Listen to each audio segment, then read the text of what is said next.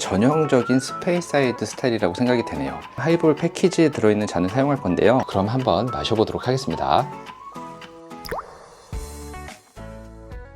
안녕하세요. 위스키와 안주를 소개하는 시간, 위안의 시간입니다.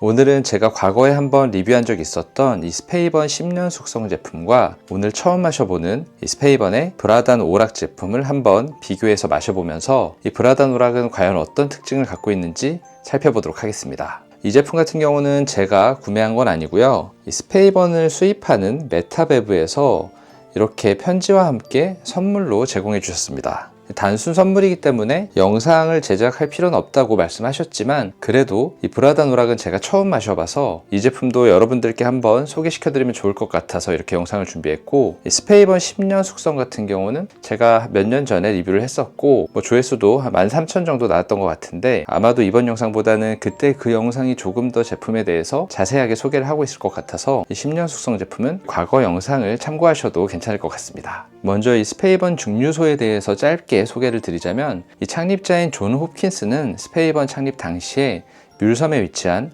토보무리와 레칡을 생산하는 토보무리 증류소를 소유하고 있기도 했는데요. 이 스페이사이드 쪽에 조금 맑은 물이 있는 곳에 증류소를 설립하고자 많은 노력을 했고, 그때 발견한 곳이 이 스페이강의 상류를 이루는 그랜티번이라는 곳이었다고 합니다. 그래서 이 그랜티번을 수원지로 사용하는 증류소를 스페이사이드 지역의 로티스 마을 북부에 설립을 했고요. 글렌 로티스의 그 로티스가 맞습니다. 그래서인지 이 물에 대한 자부심이 굉장히 뛰어나고 이 수원지 자체가 연어 낚시로도 상당히 잘 알려져 있는 곳이라고 해서 이 제품의 심볼을 이렇게 연어로 만들어 놓고 있습니다. 이건 이 10년 숙성 제품의 하이볼 패키지 상자인데요. 저는 잘 모르겠어요. 이 연어를 이렇게 사실적으로 그려놓은 것이 뭔가 약간 매력적이라고 느껴지진 않는 것 같습니다. 이게 약간 정서상의 차이일지 모르겠지만 생선이 이렇게 그려져 있는 게 그렇게 유쾌하진 않더라고요. 좀 무섭게 생긴 것 같기도 하고요. 어쨌든 이렇게 물에 대한 자신감으로 연어를 심볼로 사용하고 있는 그런 증류소고, 이 스페이번 브라단 오락 같은 경우는 아마 가장 저가 라인으로 제가 알고 있는데 숙성 연수가 표기되지 않은 NAS 제품이고, 이 브라단 오락이라는 이름 자체가 황금 연어를 뜻한다고 합니다. 저는 마셔본 적 없는데 이 제품은 100% 아메리칸 버번 캐스크를 사용했고, 10년 숙성 같은 경우는 버번과 쉐리를 함께 사용한 것으로 알고 있습니다. 그런 맛이 궁금하니까 한 잔씩 따라서 맛을 비교해 보면서 특징을 조금 살펴보도록 하겠습니다. 먼저 브라단 오락을 따라주겠습니다. 이 제품은 40도의 도수를 갖고 있고 색소를 첨가했다고 라벨에 적혀 있습니다. 그리고 아마도 7필터링을 통해서 불순물들을 제거했을 것으로 생각이 됩니다. 그리고 이 10년 숙성 제품도 40도의 도수고요. 똑같이 색소를 포함하고 있고 냉각 여과를 거쳤습니다.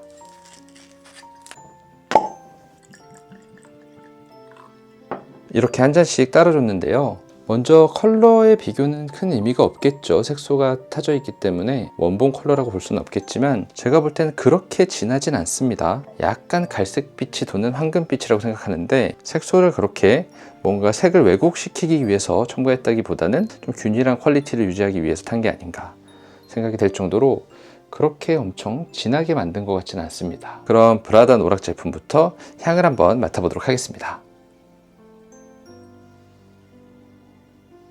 일단 약간 알코올이 많이 느껴지네요. 이 저숙성의 유산치 같은 것도 같이 향에서 느껴지고요.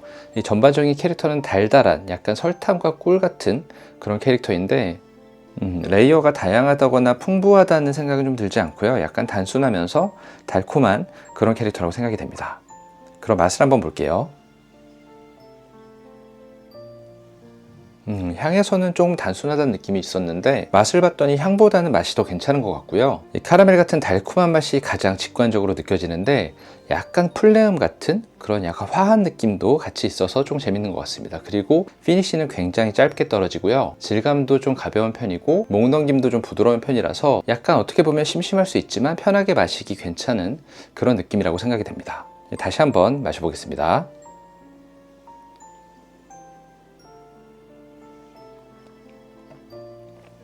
나무에 약간 떫은 맛도 느껴지고 이게 100% 아메리칸 버번 배럴만 사용했다고 하는데 왜인지 저는 약간 건과일 같은 그런 캐릭터도 희미하게 느껴지네요. 그리고 그런 맛들 사이로 감출 수 없는 저숙성스러운 유산치가 함께 느껴집니다. 그럼 이번에는 10년 숙성 제품도 한번 맛을 보도록 하겠습니다. 먼저 향을 맡아볼게요.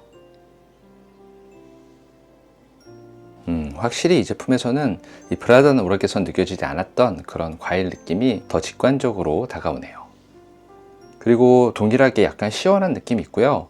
약간은 스모키한 느낌도 향에서 함께 느껴지는 것 같습니다. 달달하지만 건과일의 캐릭터가 있고 살짝 시원하면서 아주 흐릿하게 스모키한 그런 향이라고 생각이 됩니다. 그럼 맛을 한번 보겠습니다.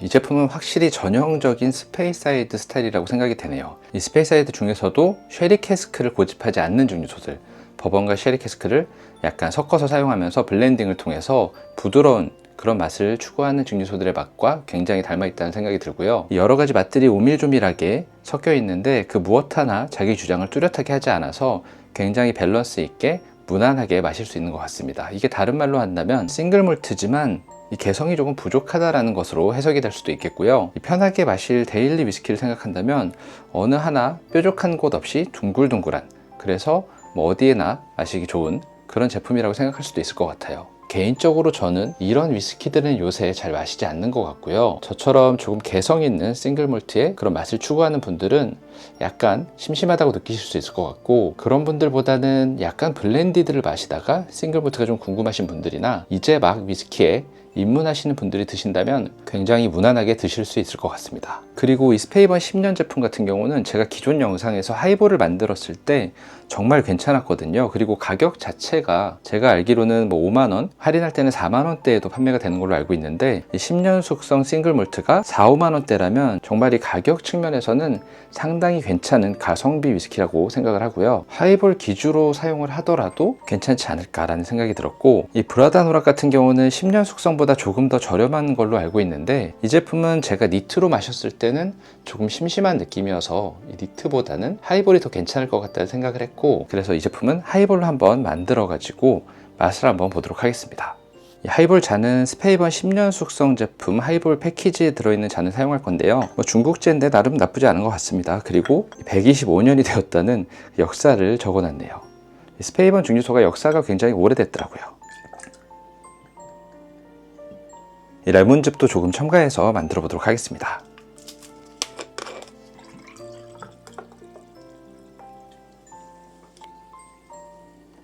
이렇게 하이볼이 완성됐고요. 그럼 한번 마셔보도록 하겠습니다.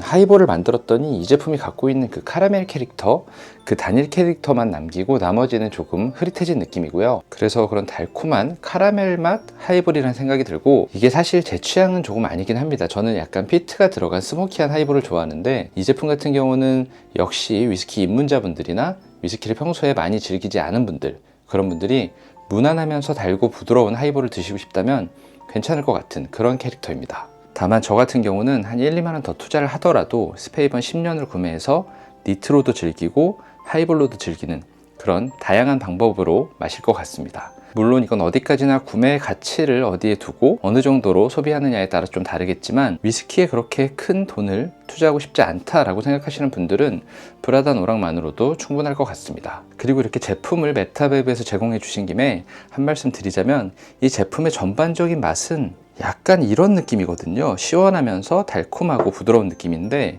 이 디자인이 이런 디자인이 아니라 이렇게 약간 국방색의 연어가 사실적으로 그려져 있어서 제가 개인적으로 생각했을 때는 이 디자인 때문에 조금 저평가를 받는 그런 위스키가 아닌가라는 생각도 들었습니다. 이게 뭐 디자인이 영향이 없을 수도 있겠지만 개인적으로는 조금 디자인에서 아쉬운 그런 느낌이 들었고요. 그냥 이렇게 봤을 때는 약간 군납 양주 같다는 생각이 들 정도로 국방색을 채택하고 있어서 그 부분이 조금 아쉽게 느껴졌습니다. 그리고 제가 해외 가격을 봤을 때 국내 판매 가격과 그렇게 큰 차이가 나지 않았습니다. 그게 굉장히 인상 깊은 점이었고, 이 디자인이 조금 아쉬운 걸 차치하더라도 한 가지 변하지 않는 진실은 가격 대비 맛이 뛰어난 가성비가 괜찮은 위스키라는 것인 것 같습니다. 이거는 뭐 제가 제품을 제공받기 전에 몇 년 전에 제 돈으로 사서 찍었던 영상에도 동일하게 말씀드린 부분이고, 이 가격을 고려한다면 이 정도의 맛을 보여주는 제품들이 많이 없을 것 같습니다. 디자인이 좀 아쉽긴 하지만.